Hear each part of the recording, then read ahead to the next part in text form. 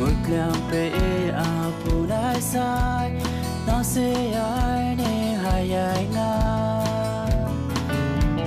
một lần số này này là điều cái xa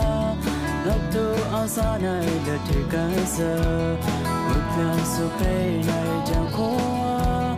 ngập tu áo là tình lệ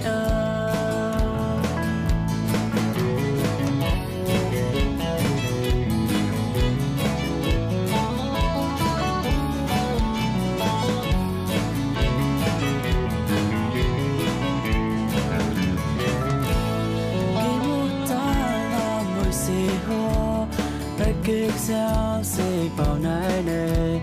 quay cửa sang để cùng mê pre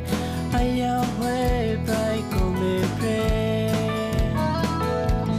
cái con yêu nói ya bỏ thua ya bỏ lo sẽ tay nay này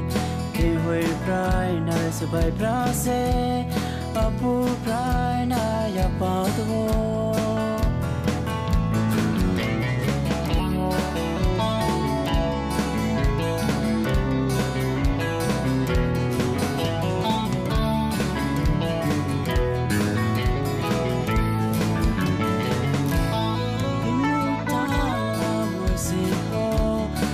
kick sao sẽ bao nay này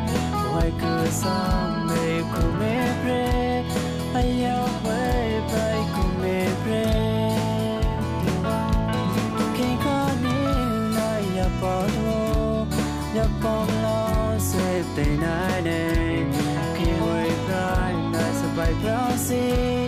apu bay này ya bỏ thua kick sao sẽ bao nay